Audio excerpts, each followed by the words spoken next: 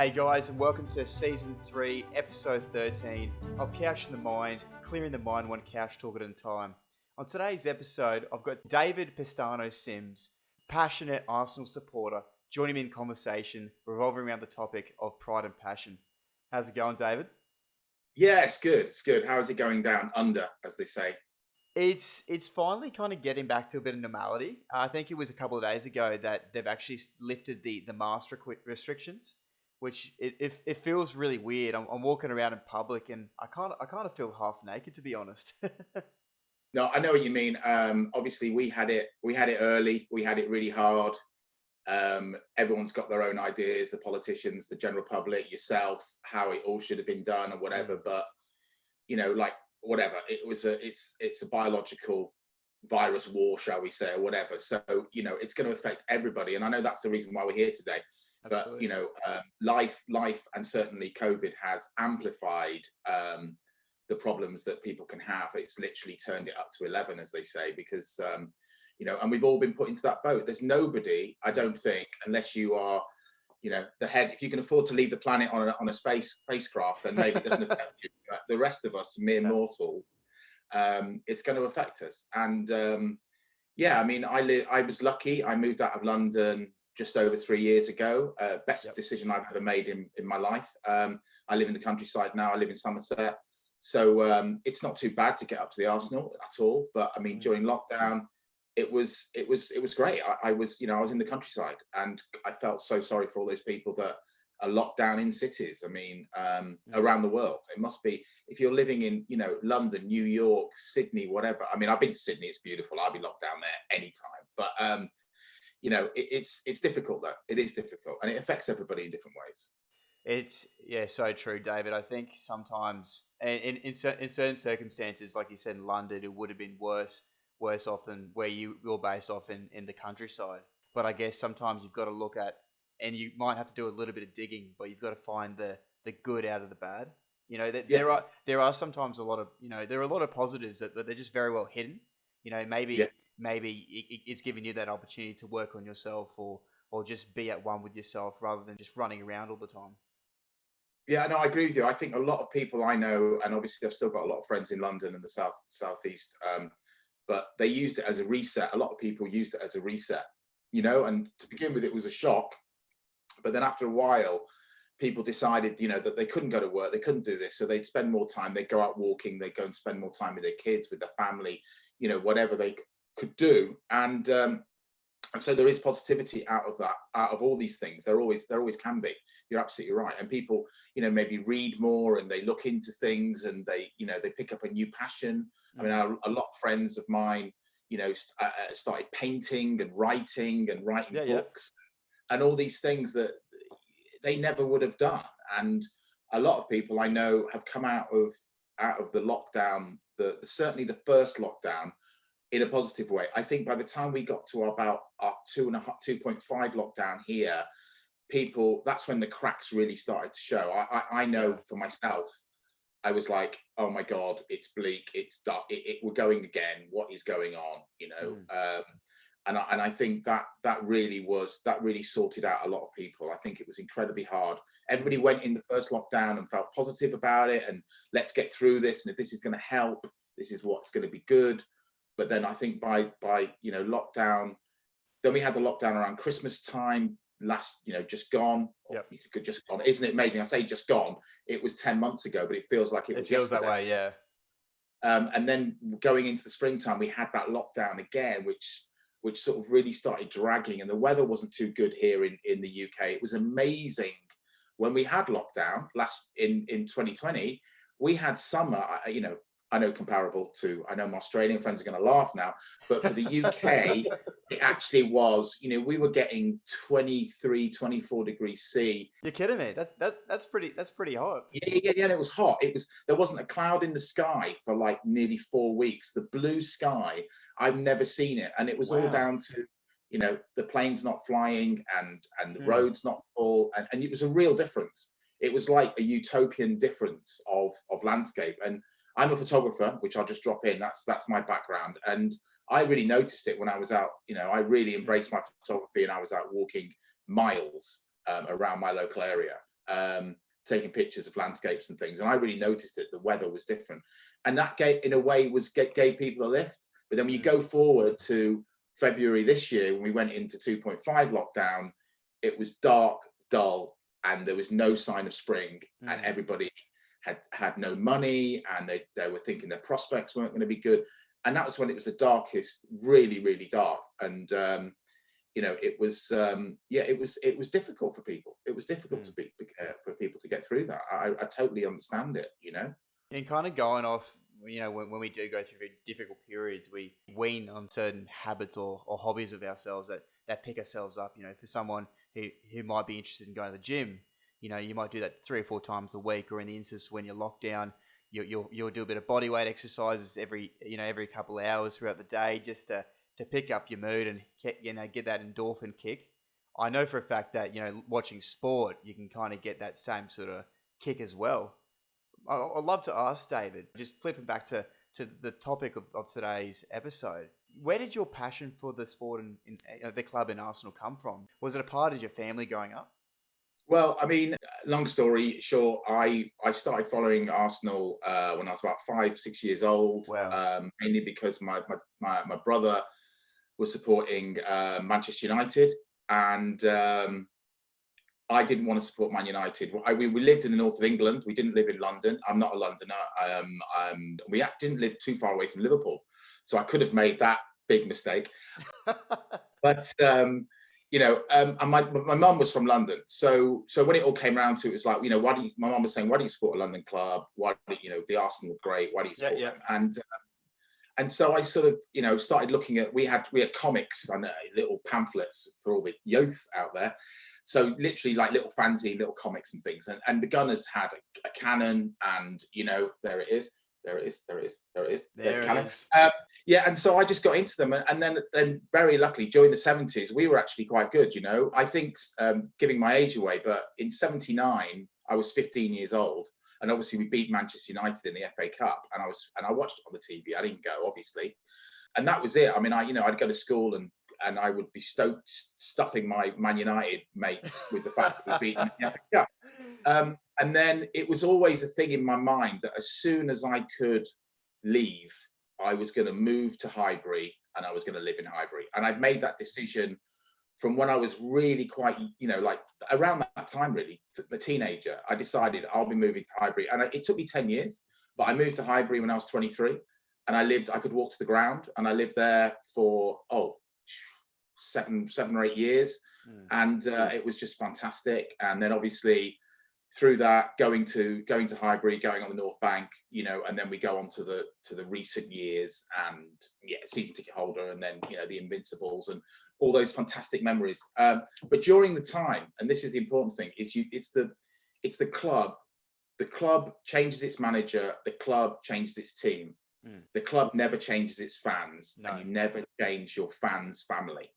And this is what I know you want to talk about, and this is really important, is that I have friends now that I've known from the very beginning of my journey with Arsenal, and I'm picking up friends all the time. And obviously now with social media, it's easier to pick up with friends. But, you know, I have my core group of friends, and it's quite large. I mean, it's good, and we all help each other out, and we've all, you know, we help each other out for work, and you know, and it's just this sort of, it's fantastic. But also to say, for a long period, when I was going in the probably end of the 90s, beginning of 2000s, around that time, I didn't have so much of a family. I was still meeting friends and whatever, and I'd hang out with these guys, and I had no idea what they did for a living, and they had no idea what I did for a living, and it was never even asked. And in fact, during the 2000s, I had quite an intense job. It was quite a difficult media job that I had, and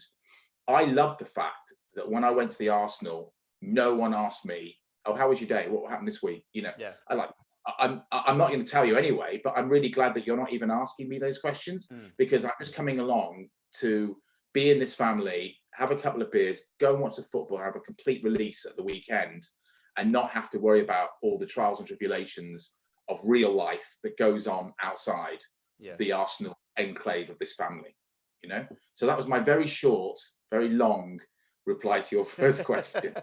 It's amazing what sport has the ability to do. I think in any sport in general. I know because I'm a massive fan of the AFL, Port Mhm. Adelaide, very community based as well. You go down to South Australia, and I remember we went down to this bar. It was called the London Tavern, and there was about 250 plus Port supporters.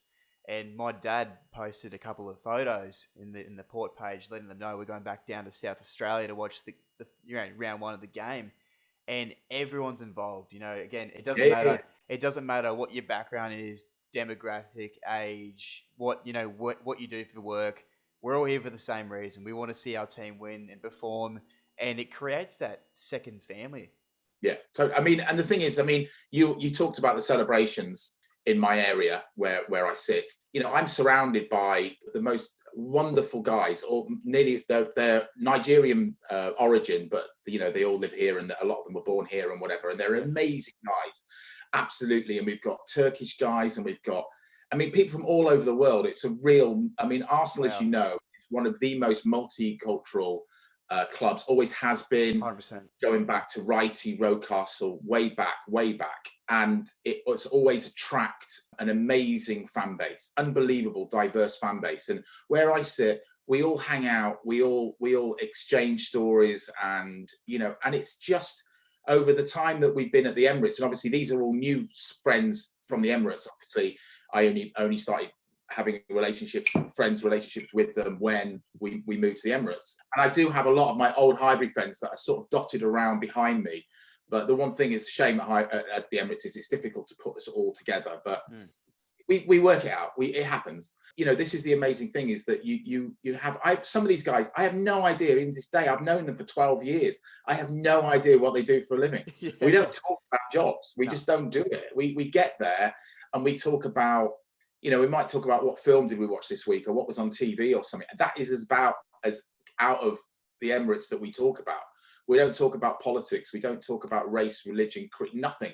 We talk about who are we going to be signing, who are we selling, why can't we get better, what's going on, how can we, and other Yep. results and things, and other signings. It's all about football, and it's just lovely. And also, the other thing that's happened this season, which has never happened before, is in the past, we'd all be going to the pub and we'd be hanging out, and we'd be getting into the ground maybe 10, 15 minutes, sometimes 5 minutes before kickoff, because you could do that.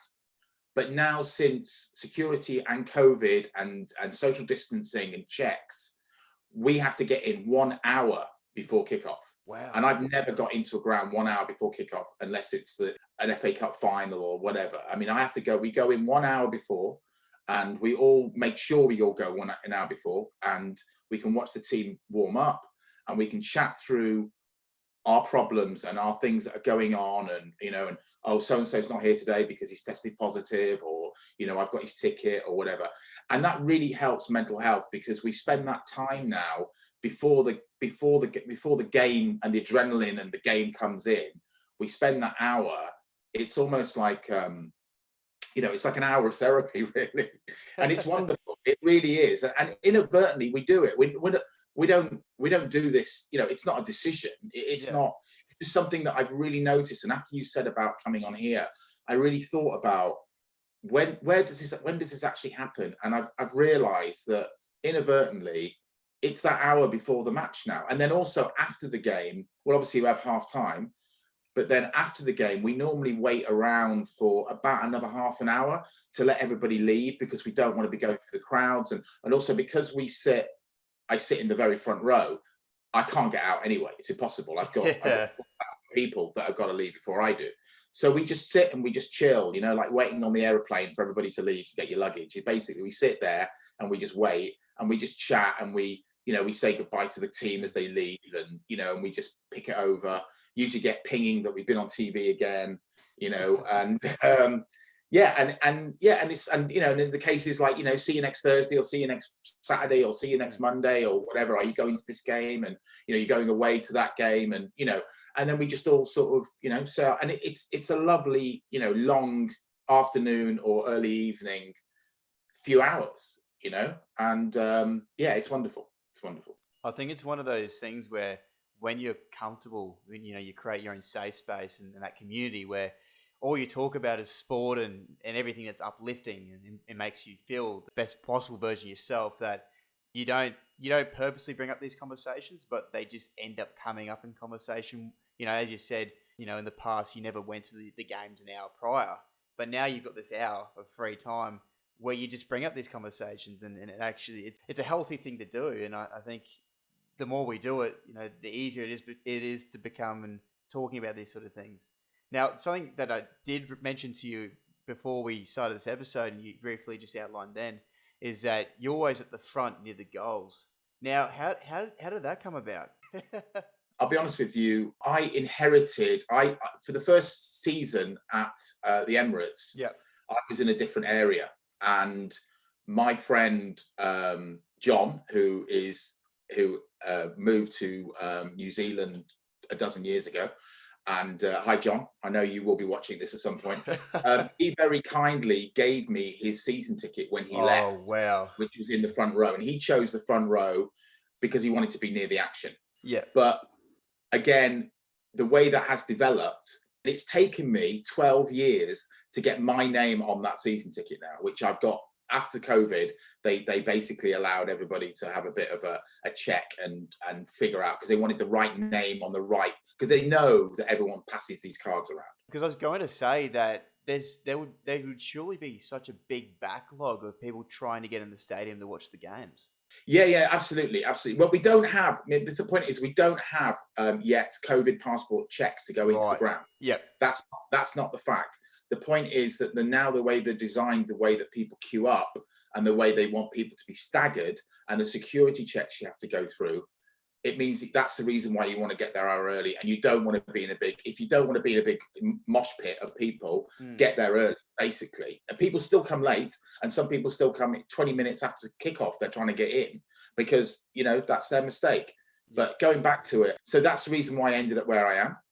Around about 7 years ago, they put the LED screens all around the ground, except for on my side, which is obviously the manager Arteta's side. That's where I sit. And I sit down to the corner. So my section in front of me is where the subs normally warm up. And I have the best seat in world football because I have no screen, no mesh, no wire, no fencing, no moat. I've been away to Europe a lot, and I've seen what people have to go through. I'm jealous. I'm jealous, David. Yeah, I sit there like in the best seat in the house, a red leather, really beautiful seat that it's applied at Arsenal, and I'm in the front row, and I can almost reach out. And as you know, usually the footballers are in our seats. They come and jump into where we are. And this has all come about time. What really I think is happening is that there's no, contrary to urban myth, I do not pay the media. I'm not friends with them. I do not, I get covered by BT, which is obviously one of our Sky Sports, which you probably will have heard of. Yeah. And what's happened is it's all about content, okay? And at the end of the day, a cameraman, and I know because I'm a cameraman wants content.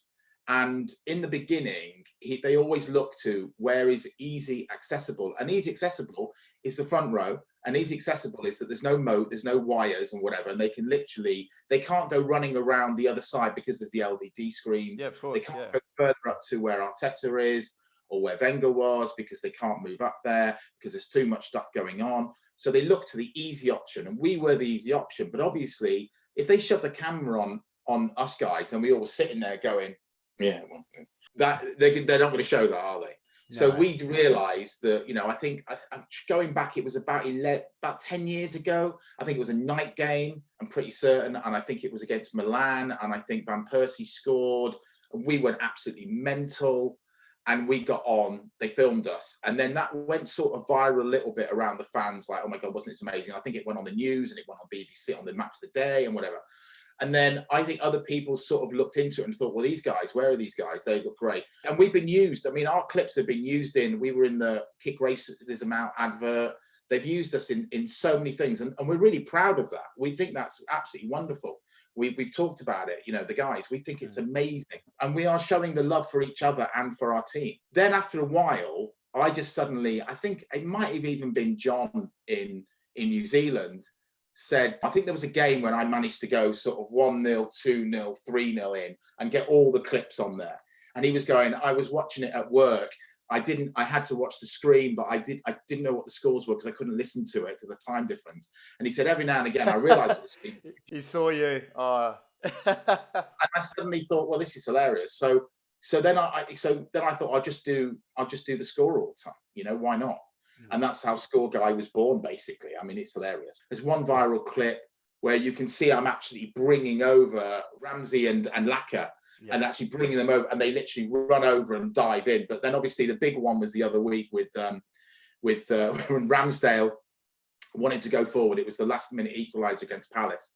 Arteta wouldn't let him go forward, but we managed to score the goal, equalise. They all went mental. They all came and jumped into our section.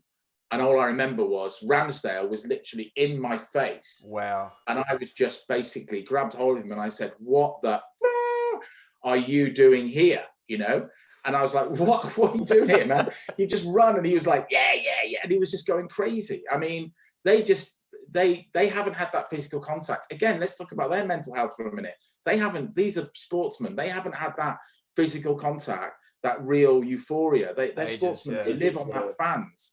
And they haven't had that either. So it's sort of like a perfect storm. We want to express ourselves and they want to express themselves. So obviously, you know, they're gonna come and dive in and it's sort of, you know, it's brilliant. It's brilliant. And long may it continue. I think it's wonderful. It is wonderful. It's a great release for everybody, you know? Isn't it great though when you've got the players showing that much passion? You know, you got Aaron Ramsdale running from the other side of the field to jump into the mosh.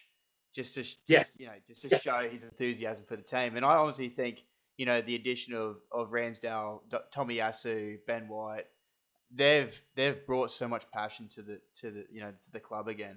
Obviously, over the years, where I've sat and in the beginning, you know, when we started to get a little bit known, we played against Barcelona, possibly the best game of football I've ever seen at the Emirates in the Champions League. We won the game. Arshavin scored the winner. It was mental. It was brilliant. At the 90, we were all milling around, and Chesney, who probably is my favourite goalkeeper at the moment, he came running up to me and he gave me his gloves. Wow! from the game. My God! And here they are. Which obviously I very quickly shoved down my pants because I didn't want them taken off me. And then we went to the pub and we all wore them and drank Guinness and got very drunk wearing these gloves. God. These are the actual gloves from the game, and they've still got white lime paint from the. But there you go. And he came up to me and he went, "You make noise," and he just gave them to me. And I was going mental that night. And he obviously saw me. I still don't know what to do with them. I just have them in the cupboard out of sunlight at the moment. Use them as your gloves when you're taking the bread out of the oven. Yeah. Yeah, exactly. One thing I haven't touched base on is bringing purpose to yourself. So, as we touched base on before, everyone comes from different occupations, backgrounds. You know, some a bit more well off than others.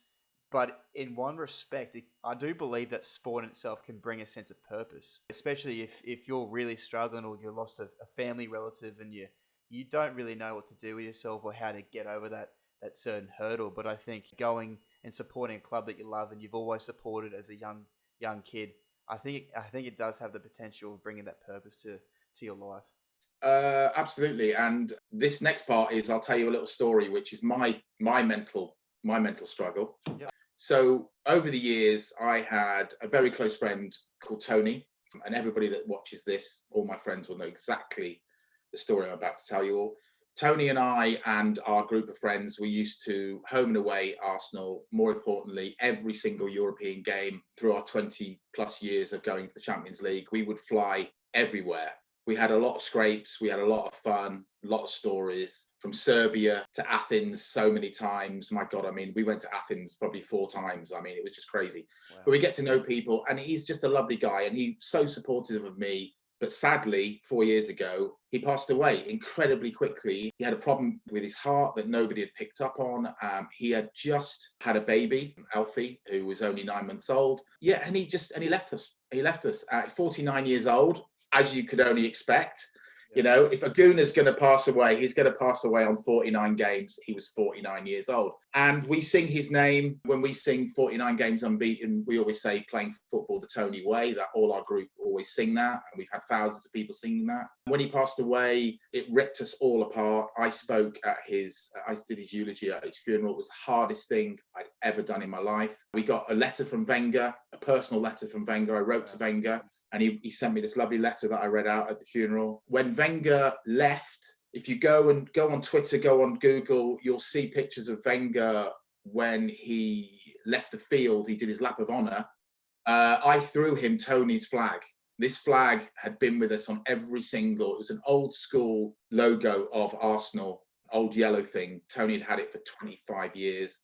We dragged it around every single corner of Europe. I threw it at Wenger and he picked it up and he put it out and he held it and he put it over himself and he walked off. He had no idea that was Tony's flag, but he knew it was Tony's flag. I threw it at him. It landed behind him and he turned around, saw it. Now, normally they just walk away. He picked it up and made something of it and walked off. I don't know where that flag is. I don't know what happened to it. Wenger took it. We supported Tony and his family through that. We really put our arms around Betty, his wife, and we had an auction of stuff. We raised a lot of money to help them out. You know, he's got his name in one of the blocks at the Emirates. And before big games, I go and say hi to Tony. I know my good friend Holger goes every game to say hi to him. He's just around the corner from Henri in the wall there. He was the true soul. It took us a lot to get our soul back at Arsenal. It really did after that, because he was just missing everywhere. I mean, and I know also that we've lost a couple of other really close friends within, not so much my inner circle, but certainly in the wider scheme, we've lost friends as well that I've seen on social media. And I know it's hard for everybody out there. It has been. It's been incredibly difficult. And Gooners have died of COVID. I mean, it's shocking. I mean, Tony's was, like I say, 4 years ago, just gone. You know, we always go, the closest to his day of passing, we always call that the Tony game. And in fact, that was the Palace game. And we were all up there, and I'm just getting a bit. Yeah, it was very emotional. It was very, very emotional. But you know, it gives that help, that the help that all the family of all our friends give to all of us, and to Betty and to Alfie, is really real. It gives everybody a focus. It gives everybody a distraction. It gives everybody. It just shows that there is more than just blood family. There is that Gooner family. It's the focus, I think. Certainly, Alfie, as he grows up, he will always know who his father is, because we'll always be there to tell him, and he'll always see the videos and all the stills and all the stories. And we've all written stories about Tony and various things about what he's like. And if his son grows up to be anything like Tony, we've all got a problem, because this guy was a force of nature when it came to partying, when it came to following the Arsenal. But anyway, so that's my personal story on how football can regrow things like that. You know, we all have to grieve, but we all have to grow as well. And from that grieving, and we're still doing it. We're still doing it. It's actively happening. It's, you know, we'll always miss Tony. It doesn't matter, but it's how you honor somebody and how you can learn from that yourself going forward. So Tony, you look after yourself, mate. Dave, I really appreciate you being so open and honest and raw, because it is very difficult when you have to sometimes have these conversations. And I think one thing that we need to remind ourselves, if anyone that's listening in, is when we do go through difficult times, it is a matter of knowing that we're not doing it by ourselves, and that, you know, that external community that sometimes sport creates. There's no harm in reaching out and talking to a fellow fan or supporter, you know, and expressing something you're going through. And then you get to that stage where you've got to, I guess, lay it rest respectfully, and then and enjoy what we have in what we call life. Yeah, totally. I couldn't agree more. Going back to fans and supporters, when COVID hit and you couldn't go to the stadiums, I'm really interested to know how it affected yourself, whether or not it didn't have much of an effect. I feel like it probably did, because you've expressed to me that Arsenal and sport in itself is that second family. Yeah, I mean, obviously, going back to the timeline for the UK, I know it's different in Australia, but the timeline in Australia here was, if you remember, I don't know if you do, but we had the Liverpool Atletico Madrid game, which was on the Tuesday. I think this is sort of like 20th of March or whatever, middle of March, say. That was on the Tuesday night. On the Wednesday night, Arsenal were due to play Manchester City in a Premier League game. And I had a ticket for that game, and it was the first away ticket that I'd had for at least a season and a half. I've never been to the Etihad. I was really up for going up there, and I thought, it will be good. We'll probably get battered, but let's go up there and go and give the boys some support. That afternoon, Arteta got COVID, and in a way, he was the first person within the Premier League to get COVID that actually officially was announced. And because then he pulled the plug, then shortly after that, there was no more. That was it. Yeah, I remember watching that game. It escalated very, very quickly. Then all the games were off, and that was that. And that was in the February. And then obviously, Liverpool were top of the league, and there was this whole thing about whether they should be given the trophy, whether they should be the season should be just scrapped, whether they should carry on. And so we had a whole period of 3 months. There was no football at all. But then again, let's go back to what we talked about at the beginning. In a way, yes, we all missed it, but we all understood the reasons behind it. And also we were in the first lockdown, so we were all willing to go with it. And the weather was good, and people were starting to walk and write poetry and do all these things. And I know for a lot of people, it was hard, but then people realized that there was more things that, funny enough, were more important than football for once. And people started to really focus on that. And then obviously when the games came back, they were behind closed doors and they were free to watch, free to air. And we all managed to watch them. And then obviously people started to watch the games. And I must admit, I watched those first few games and I thought it was terrible. I couldn't get into it. I could tell the teams couldn't get into it. Performances were shocking. I was like, I couldn't, I would literally be on WhatsApp or whatever, chatting to mates during the game. We're trying to sort of have a chat before the game and commentary and sort of, and get a feel of it and, have a beer at home and send a photo to everybody and try and get this sense of family back and whatever. 100%. But it just wasn't working, it just wasn't the same, was it? I mean, I did feel really sorry for the Liverpool fans to actually go and win it and have to have the trophy behind closed doors and all these things, and then obviously it was going to be a case of there was going to be 1 million Liverpool fans on the streets of Liverpool celebrating.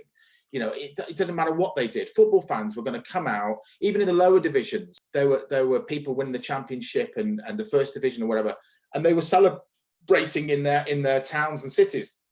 That was going to happen. You couldn't, even in the middle of lockdown, you weren't going to stop people. People say, well, find me. I don't care. We haven't won anything for 25 years. I'm going out there and celebrating. In a way, they should have literally they should have just given, I know this sounds really controversial, but to stop all that and to stop the super spreading that occurred through that, they should have just given everybody, like when it ended, they should have just given people the trophies. And that was that. People say, well, what about relegation? And we would have had a better chance. And we had players coming back. Or null and void, which would have been terrible. Can you imagine if Liverpool had never won? They would literally have gone, that's it. They would have been rioting. They must have looked at it and thought, they would have been rioting. I reckon the COVID outbreak would have been worse if they decided to do that. Totally. And the other thing is, the one thing that we haven't really talked about as well is the whole banter issue of when other fans get together. And we've been talking about going to the games. We also need to talk about when you go to the pub, just to the pub and watch the games, because I know that's what you do, what so many other people do. Absolutely. And that's how, it's the reason why I'm here is because you've seen me because of the TV thing. That's so it. People go, and then you get other fans. You get, you might go to a pub and it's Chelsea, Arsenal, or West Ham. You usually don't get Tottenham, Arsenal. It doesn't really work out very well in the same pub. I've had experience with that. I wouldn't be there. We didn't just miss meeting up with our own fans. We missed up chatting with other fans about other things going on and winding other fans up, saying, oh, you're rubbish because you can't do blah, blah, blah. And it was that was the other things that were missed. And then when the season started back, and then it was Chelsea at home, and I couldn't go to Chelsea at home because my wife got COVID. Oh, wow. And how was that experience for her? Yeah, she was fine. She's double jabbed and she was fine. But the thing was, I couldn't go. And that really brought it home that it's still here. It's still very much here. So obviously it was a real decision to actually even go back to the games. If you are watching this and you're going to be going to any sporting event, whoever you support, wherever you are in the world, this has not gone away. I know a lot of people, the conspiracy theories, it's not real and whatever. I assure you it is real. I've had friends pass away from it. I know people that have. My wife's had it. I've seen it with my own eyes. I assure you, it is real. It's out there. It's interesting how you're saying it was weird adjusting to the fact that at first you couldn't go to the games, and then when they started to wean fans back to the stadium, you had to do the social distancing, wearing the masks, and the whole idea of celebrating when we score a goal if we're performing well, you can't celebrate at the full potential that you usually would. But I think as a passionate supporter of a club, after a while, because it's not a normality that it's weird to us. But eventually, over time, I kind of forgot the fact that there was no fans, and you want to support your club regardless of whether or not you can be there, and if the scenario in itself is really not the best sort of situation, but you will make light of what the situation is. Yeah, no, you're absolutely right. I mean, I think that there was some amusing points that came out of it. It's one that a lot of the broadcasters over here would put in fake cheering, which they'd actually had Exactly. Yeah. from the computer game scenario. They'd have it so that if players were kicking balls and they were attack, the software they had knew that was a time for the fans to cheer, and it was amazing. It was almost spot on that they literally had this AI fans, scary as hell, that you can simulate. And if there was like an incident, a foul that wasn't a foul or an offside, you'd hear, and it was just really weird that they were able to do that. Listen, football without fans is not football. It's No, like anything. no. Can you imagine if playing cricket behind closed doors with no one there, one there, something like that? The Ashes having no fans there, no Barmy Army, no reaction, no build up. It's shocking. That's what makes the Ashes. Us Aussies hate the Barmy Army, and it's Yeah. that rivalry we love. This is something that I've always thought about, and I've touched base on. Certain fans that of your age demographic that have been around the scene a bit longer and know the history and the richness of the club that they're supporting. What frustrates me is sometimes when you get those bandwagoners, when we start to do really well, and they supposedly know the club and inside and out, and sometimes it could be from my demographic. Do you feel like there is a difference between your newer generational supporters versus your demographic? I mean, look, when we start getting in the top four and we win the Premier League, you're always going to get Chelsea fans that are going to want to come as a part supporting Arsenal. Right? Okay, that's obvious. Say that. But no, I mean, as I touched on before, I love the energy and of the new Gooner coming through, and I love it. And when I'm walking to the ground and I look around and I see the certain age, and and obviously there's a lot of kids go now as well. I mean, it's a very much family affair. I mean, it's not like it was at Highbury. I mean, on a match day, you can see kids that are 5 years old, and you can see guys in their 80s, and you can see women from all different walks of life coming on their own or with their boyfriend or whatever, or guests, and it's a real family, and it really is. It makes for a fantastic fan base. It really does.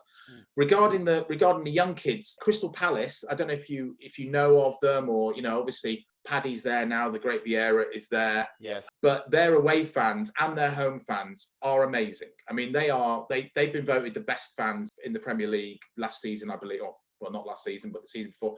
They are brilliant. Hats off to Crystal Palace, because they have a fantastic away fans who are all very, very young, right? These are all guys in the teen years, early 20s. It amazes me that these guys have got the money to go to these games, because it's not cheap. So there's a hell of a lot of financial commitment. So they're not just going for the fun and the adrenaline, they're probably really addicted to it. They probably love it. It's probably what they do. And when you can get a little bit of that, and then a little bit of the older guys and the young, and and whatever, you come together, and there's lots of respect. Don't get me wrong. I think there's a lot of respect through all the ages, because going back to what we said in the beginning, we're all one big family. And so you always have that respect. There's always going to be, and I get in conversations with young people. Obviously, they come up to me and they go, blah, blah, blah, blah, and you're just chatting, and I mean, it's wonderful. Like I say, it's an amazing family. It really is. By the way, Gooners, happy Invincible Day for last weekend. But 49. The only time in real, I mean, I've been in away ends, but my biggest one was Old Trafford, when we won the league up there. A friend of mine who was the head security at Highbury, he managed to get us tickets, and 3 of us went up there, and we sat just up behind Ferguson, halfway up. Yep. And obviously we went 1-0 up. We literally just didn't move. And we obviously won the game. We won the Premier League. It was mental. My friend got out his camera and started taking photos. Now, why would you do that? In fact, that was John. John, who I inherited his season ticket. It was him. So John, you remember this. Started taking pictures with his camera. And of course, everybody just started coming down and trying to punch us, because why would you be, as a Man United fan, be recording the moment you lost the league to your rivals? It wouldn't happen. Quite obvious that we were Arsenal fans, but we managed to leave really quickly. And as we left, like a zombie film, really quietly sneaking out of people, a friend of mine who had run from the away end ran around and came screaming up to us, "Come on, you gooners!" And then just ran off. Left us in this crowd of like 100 Man United fans going, left for dead. What did they say? And we were just sort of trying to get out. And yeah, I mean, it was, but yeah, the Roma fans, we knocked them out of the Champions League on penalties. They set fire to the stadium. They were burning. We thought it was a burger van that was on fire at the other end.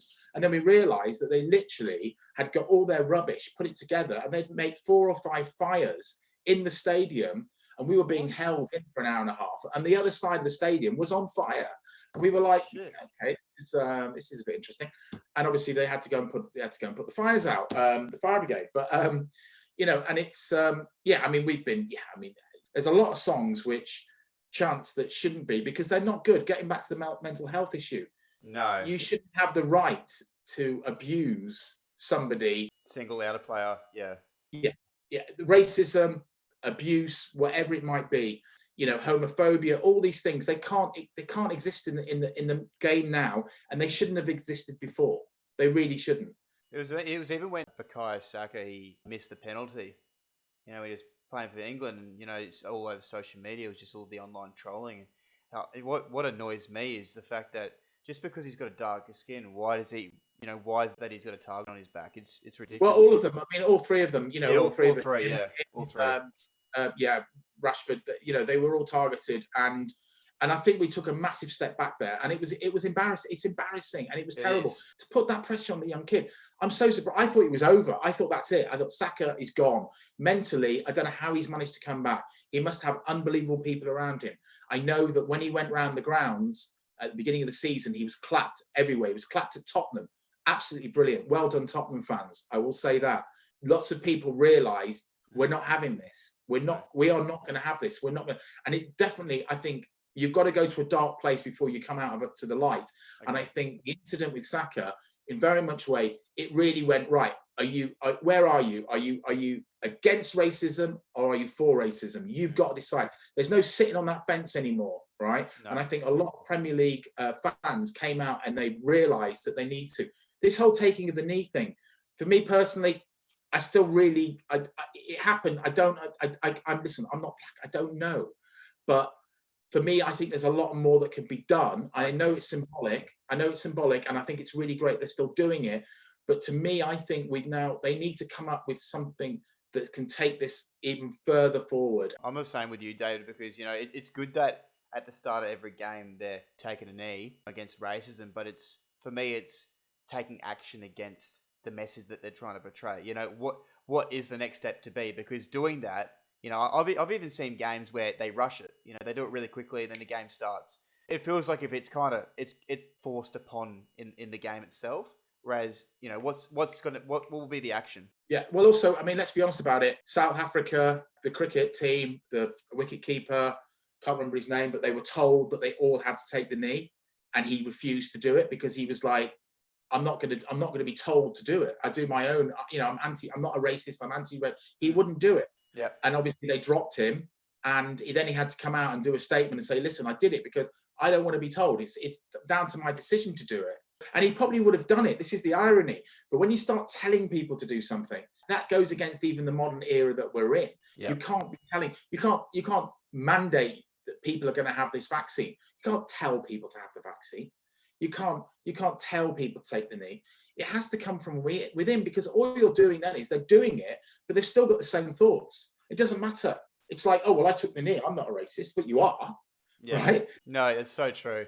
I think it's really, really important that people. I would rather them say, you know, in a team, if someone decides they don't want to take a knee, go, okay, why don't you want to take the knee? And then let the person come out with their decision. They might turn around and go, well, because I'm a racist and I don't want to take the knee. We know where you stand. We know which side of the fence you're on, and that's fine. Or they might come out and say, well, I'm up against it because I do this other thing. I want to do something more active, and I've set up my own anti-racism group and blah, blah, blah. And I want to highlight that. And so I didn't take the knee because I knew you would interview me. And now I'm telling you about what I want to do, right? Because the media works that way. So, you know, in a way, I think you should just let people do what they want to do.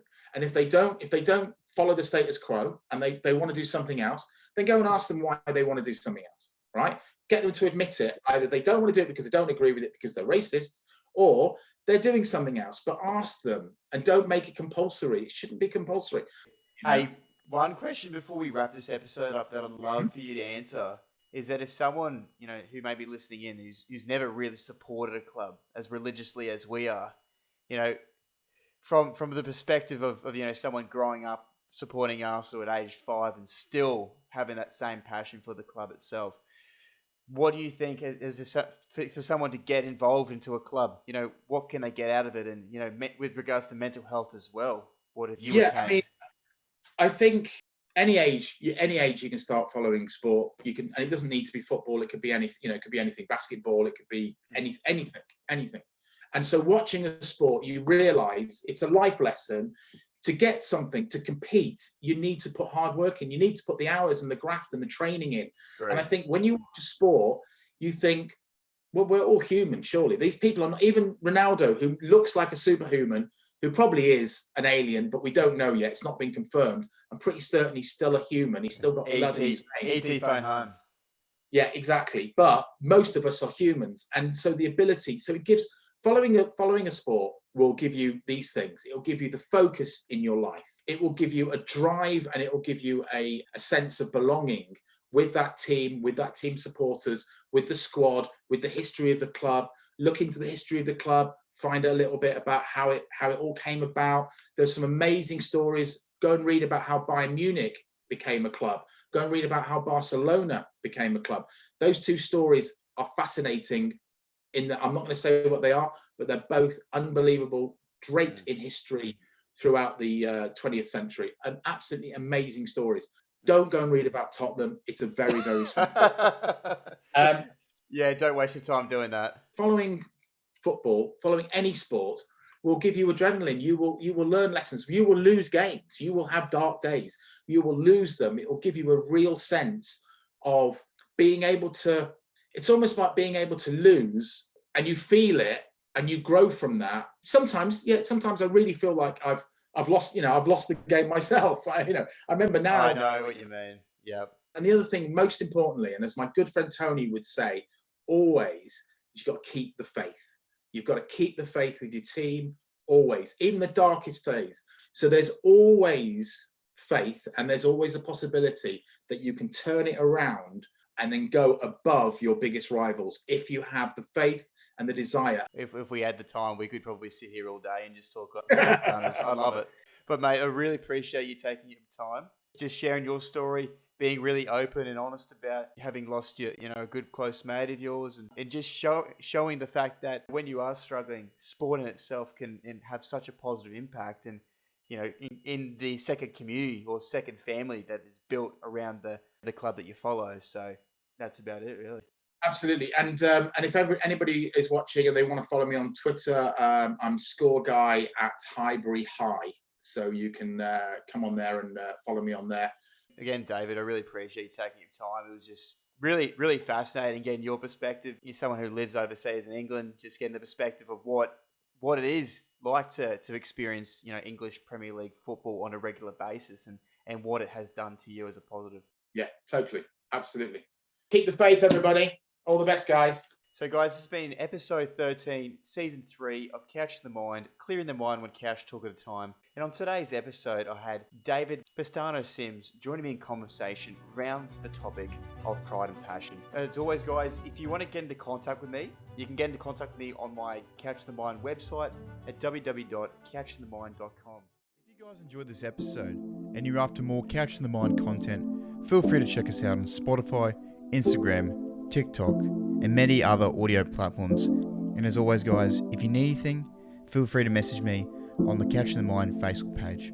Thanks again for tuning in.